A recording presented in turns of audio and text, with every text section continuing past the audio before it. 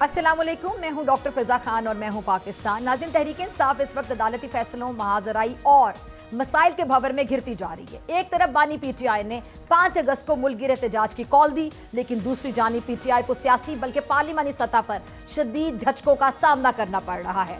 अदालतों की जानिब से 9 मई 2023 के जो वाकयात हैं उनके तनाजुर में सुनाए गए फैसले महज चंद अफराद के खिलाफ नहीं बल्कि पूरे सियासी बयानिए के खिलाफ एक दबाव का मजर मालूम होते हैं।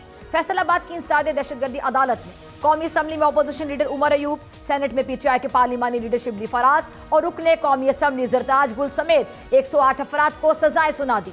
तहरीक इंसाफ के अब तक 14 अरकान असम्बली को भी सजाएं सुनाई जा चुकी हैं। जिन अरकान असम्बली को सजाएं सुनाई गई उनमें से बेशतर को इलेक्शन कमीशन की जानिब से नाअहली का सामना है। पीटीआई इस वक्त महज इक़्तिदार से बाहर ही नहीं बल्कि बका की जंग भी लड़ती नजर आती है। अदालती फैसलों, गिरफ्तारियों और वारंट जारी होने की रफ्तार से ये वाज़ेह होता जा रहा है कि आने वाले दिनों में पीटीआई का पार्लिमानी वजूद मजीद कमजोर हो जाएगा, जिससे हुकूमती इत्तेहाद को पार्लियामेंट में बगैर किसी हकीकी मज़ामत के कानून साजी करने की राह हमवार हो जाएगी। चेयरमैन पीटीआई बैरिस्टर गौहर 9 मई केसेस के फैसलों और 10 साल की सजाओं को अदलिया पर सवालिया निशान करार दे रहे हैं। उनका कहना है कि जिन अफराद को सजाएं दी गई वो सियासत में तशद्दुद पर यकीन नहीं रखते। अगर इन जैसे अफराद को मुजरिम करार दिया जाता है तो इससे जमहूरी फजा में बदएतमादी जन्म लेगी। और दूसरी जानिब पीटीआई बानी पीटीआई के साहिबजादों की पाकिस्तान आमद और एहतजाज को लीड करने पर भी तजब्जुब का शिकार नजर आती है। एक के बाद एक बयान के बाद मजीद कंफ्यूजन पैदा होती नजर आ रही है और पार्टी के अंदर खींचातानी भी एक्सपोज होती हुई दिखाई देती है। बानी पीटीआई के साहिबजादों कासिम और सुलेमान का अमेरिका जाना अपने वालिद की रिहाई में क्या कोई किरदार अदा कर सकता है? और दूसरी जानिब हुकूमती कारकर्दगी और गवर्नेंस पर भी सवालात उठते हुए नजर आते हैं। यूटिलिटी स्टोर्स की बंदिश, चीनी के एक्सपोर्ट की इजाजत में दीगर मामलात पर हुकूमत पर तनकीद हो रही है कि आने वाले हफ्ते पीटीआई की तहरीक, अवामी रद्द-ए-अमल और रियासती इदारों के रवैयों का तयन करेंगे कि क्या पाकिस्तान एक मुतवाज़न, फाल और शफाफ जमहूरियत की तरफ बढ़ेगा या फिर नहीं। इस बारे में बात करने के लिए मेरे साथ मौजूद हैं साबिक वफाकी वजीर कानून, माहिर कानून अमूर, सीनियर सियासतदान, सीनियर तजियाकार और बहुत से तारुफ हैं आपके डॉक्टर बाबा रवान साहब। एक तारुफ तो ये भी है कि इख्तिलाफी नोट के नाम से आप प्रोग्राम करते थे जो कि बहुत अच्छे तरीके से आपने होस्ट किया काफ़ी साल, और मुझे भी एजाज़ हासिल हुआ कि मैंने भी आपके साथ 1 साल उस प्रोग्राम को होस्ट किया जिसमें आप बहुत अच्छा तजिया देते थे। तो फिर वहीं से शुरू करते हैं। इख्तिलाफी नोट की यादें भी आपको ताज़ा होंगी कि अभी जो 9 मई के फैसले आए हैं सर, तो क्या उस पर आपकी क्या राय है या फिर आप इख्तिलाफी नोट उस पर को पेश करना चाहते हैं? थैंक यू फिज़ा, आपने इख्तिलाफी नोट भी याद कराया और हम हैं ही चुके हिज़्ब इख्तिलाफ, इसलिए इख्तिलाफी नोट से मैं शुरू करूंगा। लेकिन उससे पहले थोड़ा सा मैं अंडरस्टैंड कराने के लिए जो आपके शो को देखने वाले लोग हैं, मैं 3 बातें पहले आपके सामने रखना चाहता हूँ। सबसे पहली बात यह है कि ये सारे मुकदमात वो हैं जिनमें 3 गवाह हैं और 3 वाकयात हैं। एक वाकया जो साजिश का बयान किया गया है वो 4 मई 2023 का है। इसका गवाह एक पुलिस वाला है। 7 मई 2023 का दूसरा गवाह है, वो भी पुलिस वाला है। वाकया कहते हैं जी साजिश हुई, और फिर 9 मई को भी कहते हैं कि वो एक साजिश हुई, इसका गवाह भी पुलिस वाला है। पहला नुक्ता ये है कि पाकिस्तान की अदालतों में पुलिस के गवाहों को डिस्क्रेडिटेड समझा जाता है, उनके ऊपर सिर्फ तनहा इन्हिसार नहीं किया जा सकता, या कोई प्राइवेट गवाह किसी जगह के ऊपर मौजूद नहीं है। इसका दूसरा जो हिस्सा है वो ये है कि इन्हीं गवाहों की गवाही के ऊपर जो उमर अयूब के खिलाफ 2 मुकदमात थे, आपको याद है पिछले साल गर्मियों की धूप में मैं और उमर अयूब सुबह दिन के 8 बजे से पौने 8 बजे से लेकर शाम को 4:30 बजे तक सरगोदा की स्कॉर्चिंग हीट में बाहर खड़े रहे और अदालत अंदर से बंद कर दी गई थी। जज साहब फैसला लिखना चाह रहे थे, उनको नहीं लिखने दिया जा रहा था। इसके बावजूद उन्होंने अपने हाथ से फैसला लिख के 2 मुकदमात वहाँ बरी किया। अब वही शहादत इस्तेमाल हो रही है फैसलाबाद में, वही शहादत इस्तेमाल हुए जो लाहौर में जिनको सजाएं हुई हैं, और वही शहादत इस्तेमाल होगी गुजरांवाला में सजाएं भी होना बाकी हैं और पिंडी में सजाएं होना भी बाकी हैं। तीसरा इसका पैटर्न ये है कि एक 10 साल का एक हवा खड़ा करने की कि जो निकलेगा वो जो जुबान बोलेगी पत्थर की बना दी जाएगी।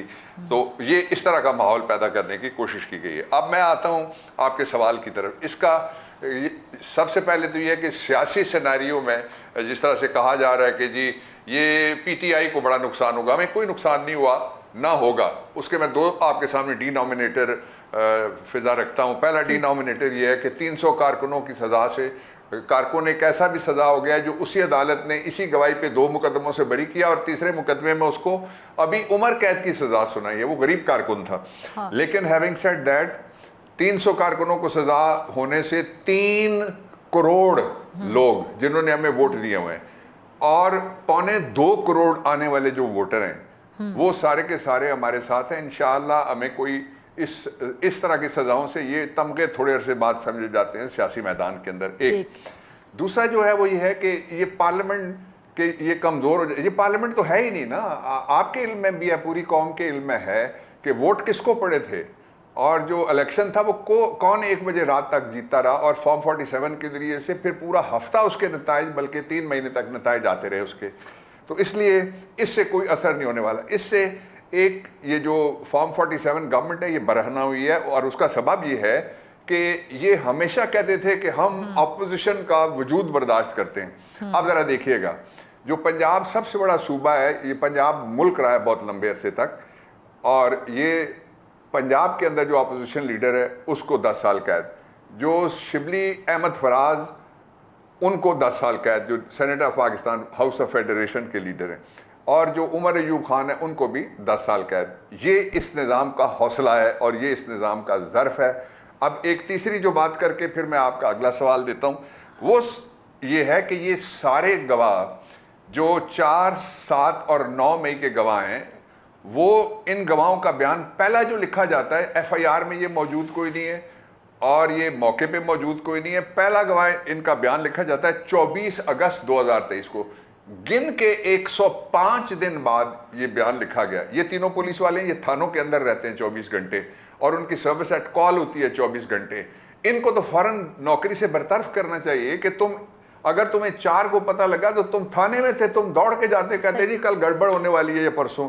7 को जिसको पता लगा वो किस तरह घर जाके सोया, वो किस तरह से थाने के अंदर खामोश बैठा रहा। और 9 का वाकया तो आपके सामने है, 10 को उनको कस्टडी से रिलीज करवाया था सुप्रीम कोर्ट के ऑर्डर ने। इसलिए इन मुकदमात से सिवाय इस गवर्नमेंट को बरहना होने के और कोई ना पाकिस्तान तरीके इंसाफ को नुकसान हुआ है और जो कॉन्स्टिट्यूशन है उसको इन्होंने पहले ही मलियामेट करके रखा हुआ है 26वीं आईनी तरमीम के जरिए से। अच्छा, अगर हम बात करें डॉक्टर साहब, ये 9 मई को जो हुआ और फैसले, जारी बात है 9 मई 2023, फिर 9 मई 2024 आता है और अब हम 25 में जा रहे हैं, ठीक है, अभी जुलाई 25।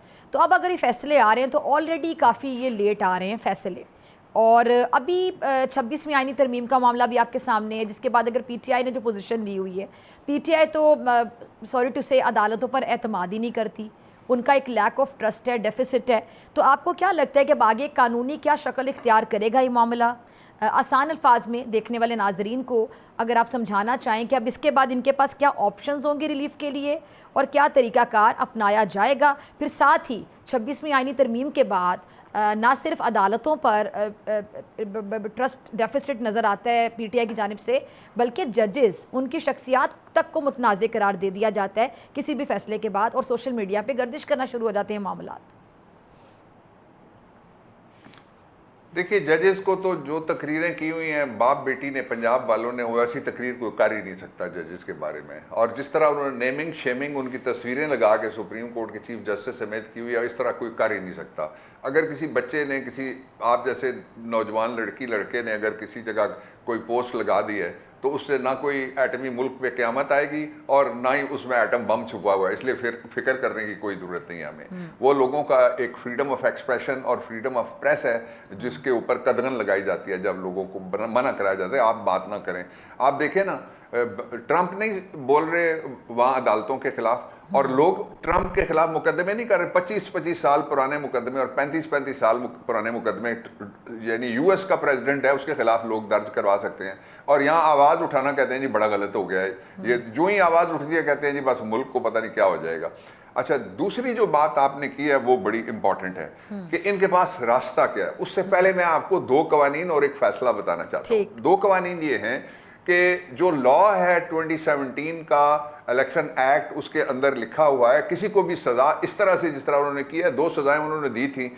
एक चतराली के मुकदमे में उनकी सीट की उन्होंने बात की थी, वो सस्पेंड कर दिया आज लर्नेड पेशावर हाई कोर्ट ने, और उससे एक दिन पहले जो जमशेद दस्ती का केस था वो अगस्त हाई कोर्ट ऑफ लाहौर, उसने लाहौर बेंच के ऊपर बैठ के वो सस्पेंड कर दिया, इसलिए कि तरीकाकार किसी जगह भी फॉलो नहीं किया जा रहा। ये इंस्ट्रक्शंस फॉलो की जाती हैं कि ये पॉलिसी है, इसके मुताबिक आपने 10 साल जरूर इसमें लिखना है। जिस तरह जुल्फिकार अली भुट्टो शहीद का जब ट्रायल हो रहा था तो उनके मुकदमे में, हालांकि उनके खिलाफ भी इसी तरह एक बेहुदा और बेसलेस और एब्सर्ड इल्जाम था कि उन्होंने कोई किसी कत्ल की कोई साजिश की थी जो किसी तरह से कभी साबित नहीं हुई, तो वो उनको लिखा क्या जाता था, उस वक्त का जो प्रेस ट्रस्ट का जो महकमा था वो जारी करता था बयान, और वो मौलवी मुश्ताक के दफ्तर में जाता था और वहां से उसको press release of Lahore high court बना के जब पेश किया जाता था तो उसमें लिखा होता था मरकजी मुलजम, प्रिंसिपल एक्यूज, यानी इंग्लिश में प्रिंसिपल एक्यूज वो होता है कि जिसने गोली मारी हो, जो साथ खड़ा हो। प्रिंसिपल एक्यूज नहीं होता, साजिश वाला नहीं होता, ले जाने वाला नहीं होता, पिस्टल देने वाला नहीं होता।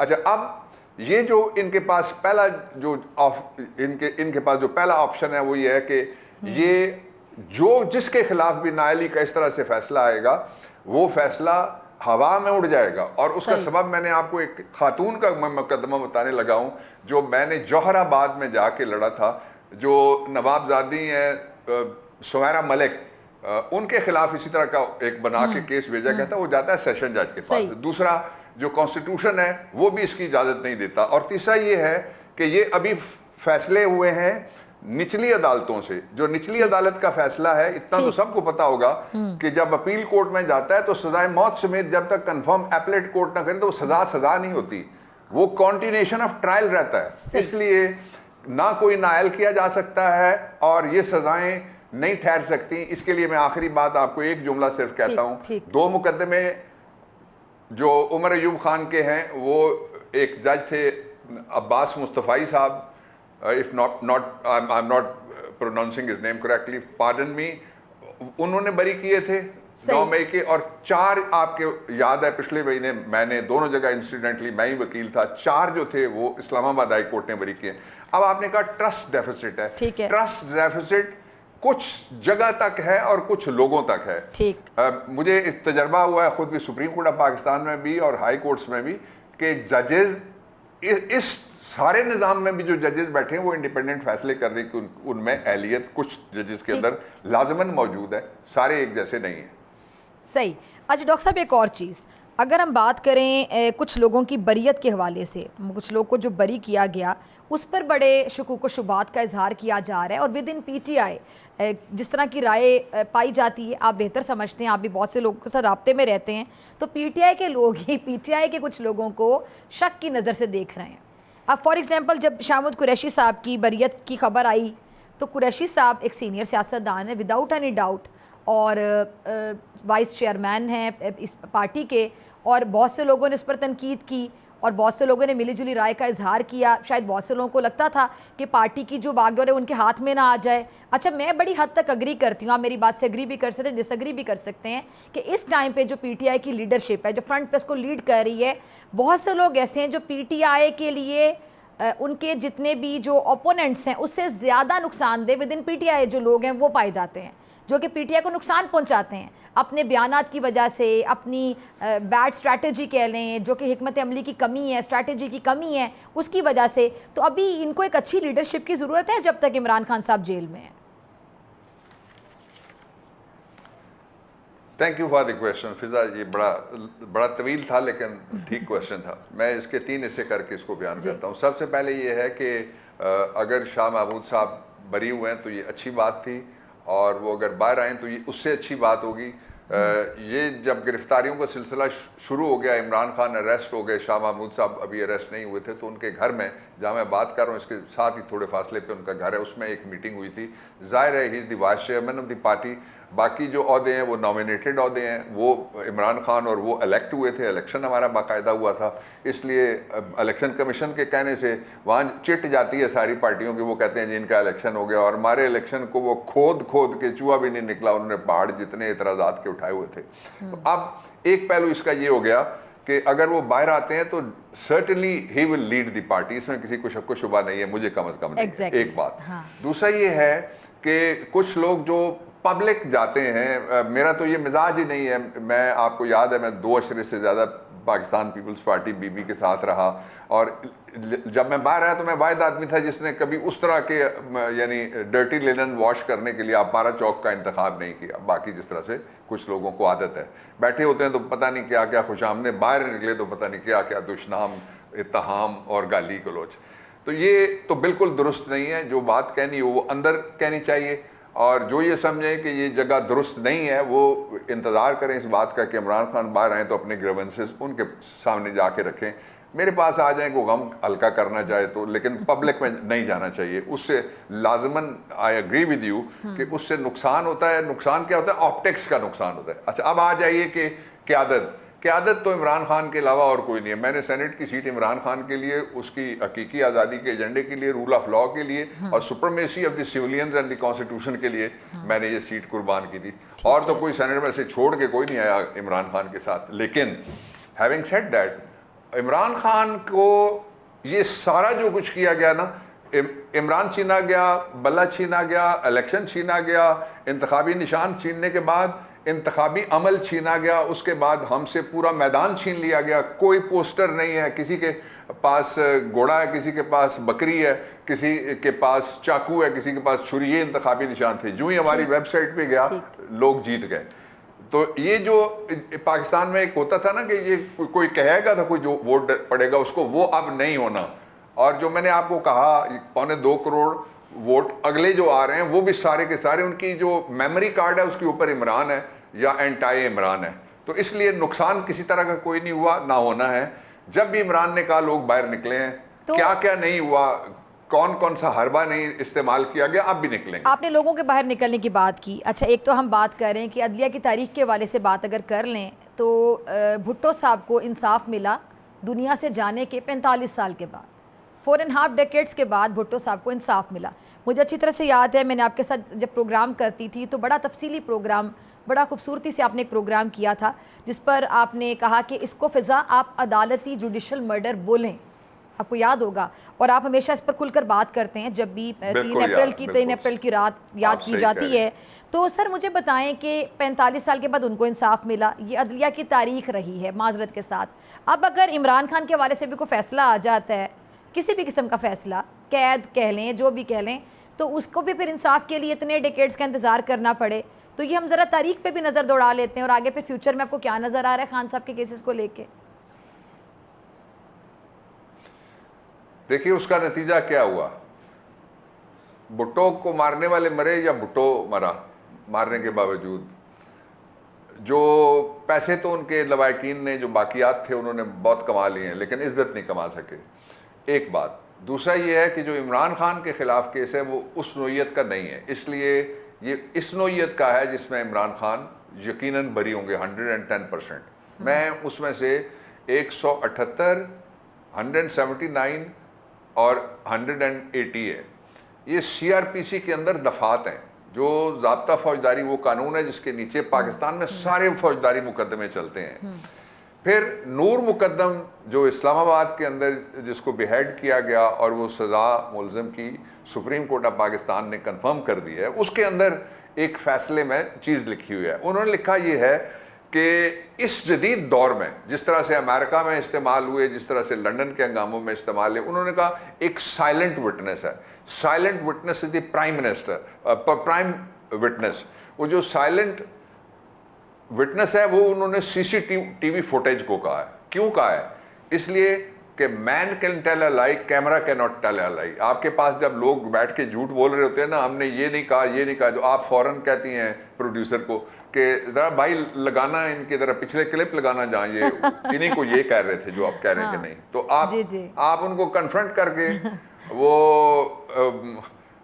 एक मेरे बड़े पसंदीदा शायर का शेर है कि आईना मेरा तो वो ले आया पर अपना चेहरा लाना भूल गया। जब आईना आप दिखाती हैं तो वो बात खत्म हो जाती है। ये आईना आज नहीं तो कल खुलना है। और हम शुरू दिन से यही कह रहे हैं कि CCTV फुटेज आएगी तो हम कहते हैं हमने कुछ नहीं किया।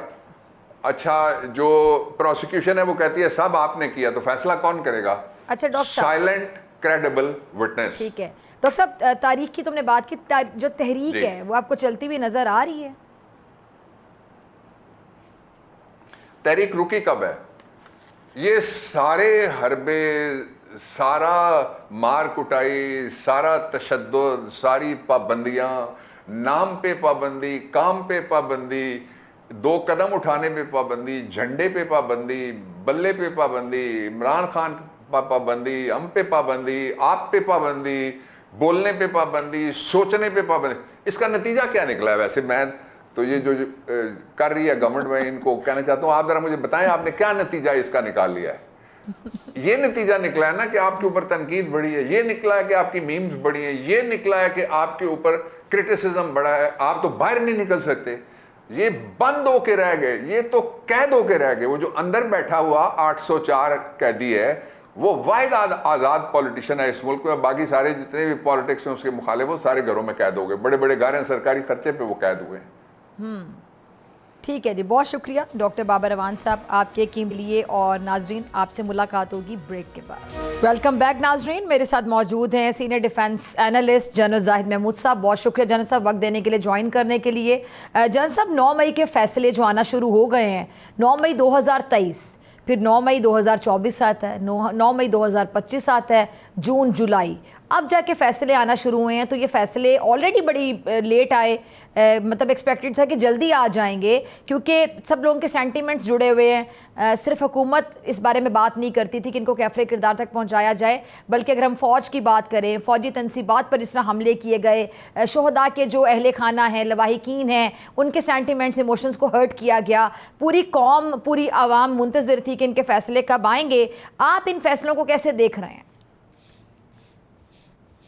जी बिस्मिल्लाहिर्रहमानिर्रहीम। डॉक्टर साहब, thank you very much for the invite. देखिए, जो साना 9th में है जी, वो पूरे कौम के लिए एक बहुत बड़ा साना है, और इसको सिर्फ पॉलिटिकल एंगल से या किसी एक सर्टेन एंगल से नहीं देखना चाहिए, इसको एज अ होल स्टेट को देखना चाहिए। पहले सिर्फ एक एनालिसिस करना चाहिए, सिर्फ एक चीज का एनालिसिस करना है कि 9th मई ने पाकिस्तान को स्ट्रॉन्ग किया है या पाकिस्तान को कमजोर किया है।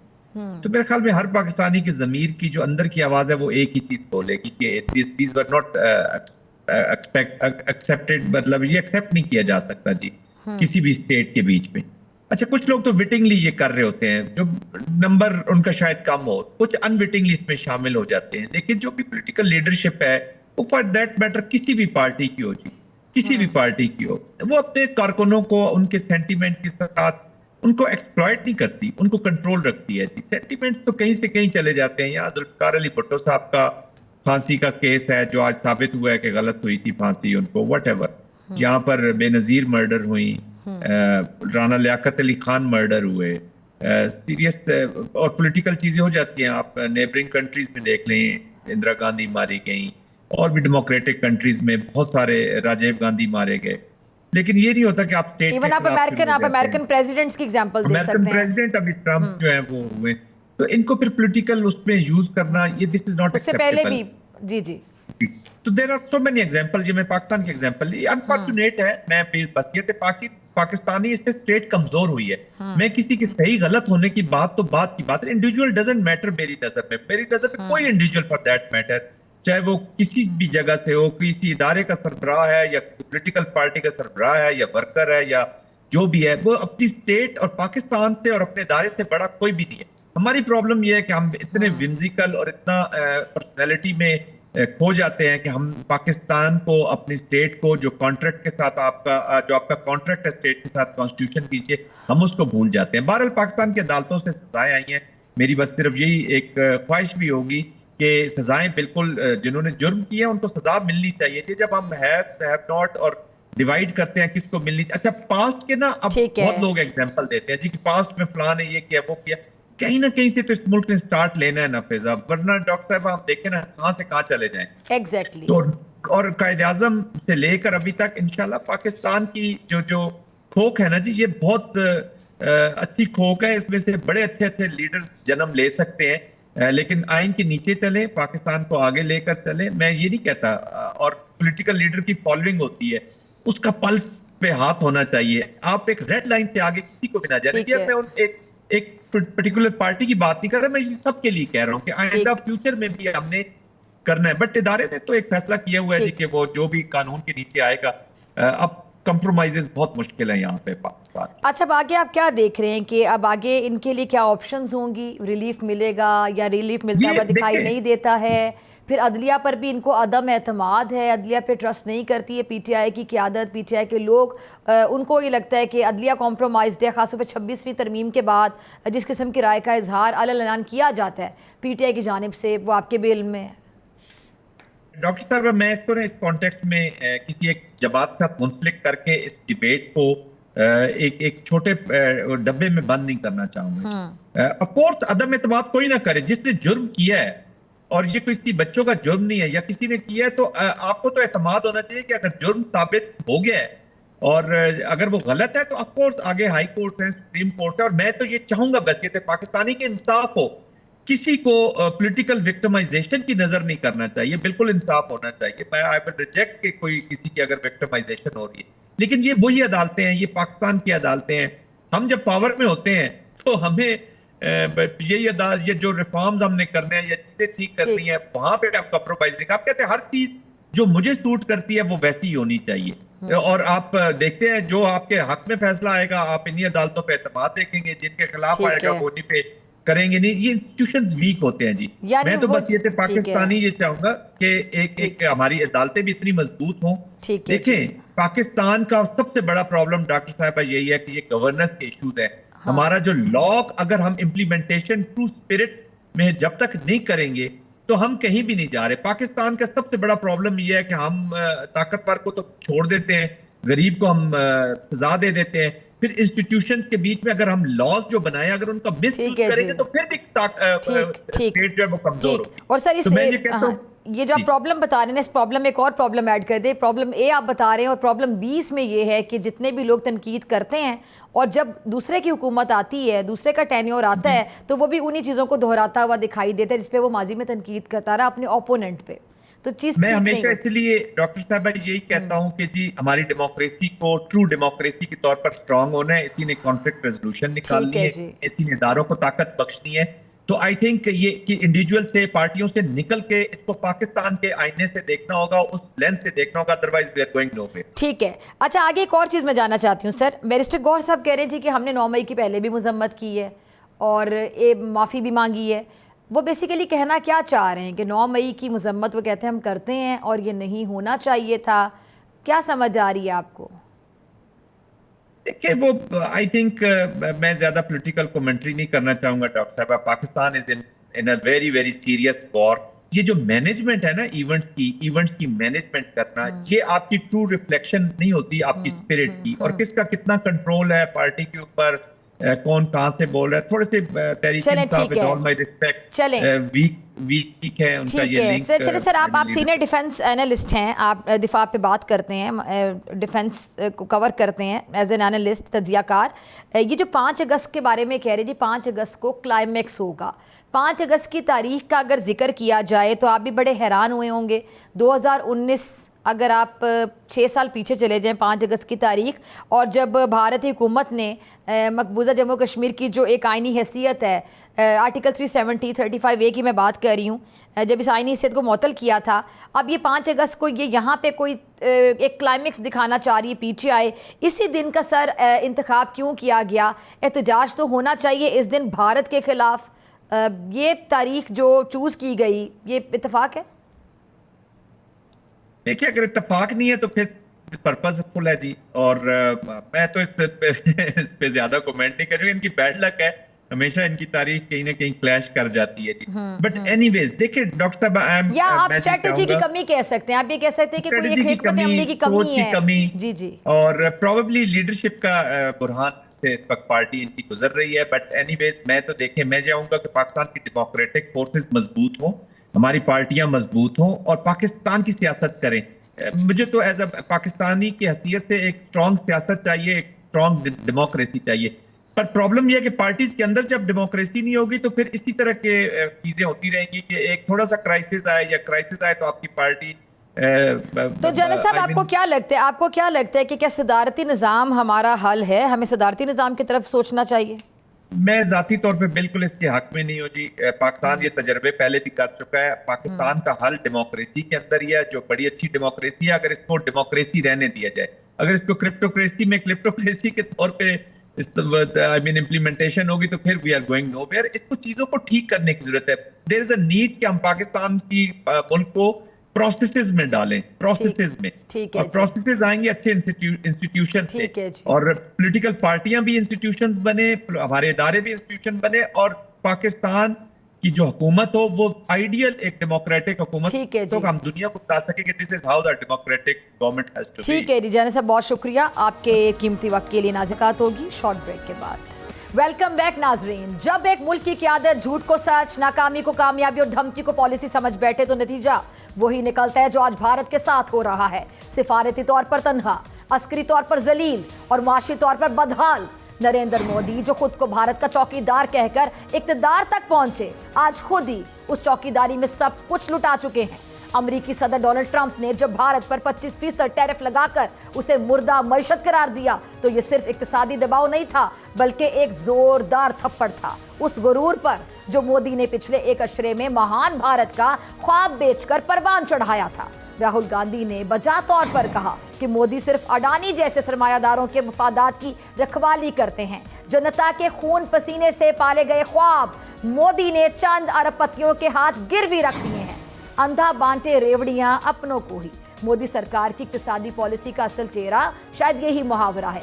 मोदी सरकार ने जब मई में अपनी इंतहा पसंदी का मुजाहरा करते हुए पाकिस्तान के खिलाफ अस्करी चाल चली तो वो समझ रहे थे कि शायद चंद फजाई झूठ बोलकर अवाम को उल्लू बना दिया जाएगा, मगर पाकिस्तान ने ऐसा कारीवार किया कि भारत की राफेल ताकत मलबे में तब्दील हो गई। एक तरफ भारतीय फजाइये के तैयारे धड़म से गिरे और दूसरी तरफ उनके वुज़रा बदहवासी में आकर झूठ पर झूठ बोलते रहे और तैयारों से भी कई गुना नीचे गिर गए। अमरिंदर सिंह जैसे रुकने पार्लियामेंट ने खुद ऐवान में राफेल के मलबे की तस्वीर दिखाकर मोदी की दास्ताने दलेरी का भांडा फोड़ दिया। भारतीय मीडिया दिन रात बवेला करता रहा कि हम दुश्मन के दिल में घुस गए हैं, कराची पहुंचने वाले हैं, मगर जब हिसाब का वक्त आया तो वही मोदी हुकूमत जो है अपने जख्म चाटती रही और जो सिर्फ तस्वीर है उसका सहारा लेकर फेस सेविंग करती नजर आई मोदी सरकार। भारत की अस्करी धमकियां सिर्फ नारों तक महदूद हैं। अमित शाह ने पहलगाम हमले के झूठे सबूत में पाकिस्तानी चॉकलेट्स और शनाख्ती कार्ड बरामद करने का दावा करके अपने आप को आलमी सतह पर एक मजाक बना दिया। अगर किसी मुल्क की दाखिली सलामती का मुहाफिज ये दावा करे कि दहशतगर्द अपने साथ जो शनाख्ती कार्ड हैं और चॉकलेट्स रखकर एक अस्करी कार्रवाई के लिए आए थे तो ये सवाल पैदा होता है कि आखिर ये लोग दहशतगर्द थे या टूरिस्ट थे? क्या कोई मुनज़्ज़िम तरबियत याफ्ता गिरोह अपने मिशन में इतने भोंडे सबूत छोड़ जाते हैं जो सीधा पाकिस्तान को मुर्दे इल्ज़ाम ठहराने के लिए इस्तेमाल हो जाए? अगर चॉकलेट तैयार करना आपके मुताबिक दहशतगर्दी का सबूत है तो फिर पूरी दुनिया में स्विट्जरलैंड को अमन का दुश्मन और बेल्जियम को खतरनाक मुल्क करार देना पड़ता। क्या चॉकलेट अब सरहद पार सबूत रसानी का नया जरिया बन गया है या फिर भारतीय हुकूमत के पास असल शवाहिद की अदम मौजूदगी में यही मीठा मवाद सहारा बन चुका है? इस तमाम खेल में पाकिस्तान ने जिस होशमंदी से, संजीदगी से अस्करी महारत का मुजाहरा किया वो इस अमर की दलील है कि ताकत सिर्फ तोप, बंदूक या तैयारे से नहीं आती बल्कि तदब्बुर, हिकमत और हकीकत पसंदी से हासिल होती है। ना सिर्फ जंगी मैदान में पाकिस्तान ने भारत को नाको चने चिपवाए बल्कि सिफारती सतह पर तना छोड़ दिया। भारत अमेरिका जो माजी में भारत का स्ट्रैटेजिक पार्टनर कहलाता था आज खुद कह रहा है कि भारत की तिजारती टीम से बात करना एक तकलीफ दे तजर्बा है। अमेरिकी वज़ीर खजाना का बयान भारत के मुंह पर जोरदार तमाचा है जिससे मोदी सरकार का सियासी मेकअप पूरी तरह से उतर चुका है। मोदी सरकार ने भारत को एक शोरज़दा जमहूरियत में बदल दी है जहां ऑपोजिशन के सवालों को गद्दारी समझा जाता है, जहां मीडिया सिर्फ दरबारी नारे लगाता है और जहां जंगी जुनून को रोजी रोटी पर तरजीह दी जाती है। ऐसा लगता है कि मोदी ने भारत को एक बड़ा सोशल मीडिया ट्रेंड बना दिया है। दिखावा बहुत लेकिन दम हम सिफर। नरेंद्र मोदी की क़यादत में भारत आज सिफारती तौर पर कटा हुआ है, अस्करी तौर पर पिटा हुआ है, माशी तौर पर लुटा हुआ है और उसके अभिनंदन को तो हमारी आवाम ने कुटा भी हुआ है। और इसी के साथ मुझे दीजिए इजाज़त, आपसे मुलाकात होगी इंशाल्लाह कल सेम टाइम सेम चैनल। अगर ज़िंदगी ने वफ़ा की दुआ में याद रखिएगा, अपने प्यारों का बहुत ख्याल रखिएगा। अल्लाह निगहबान, पाकिस्तान जिंदाबाद।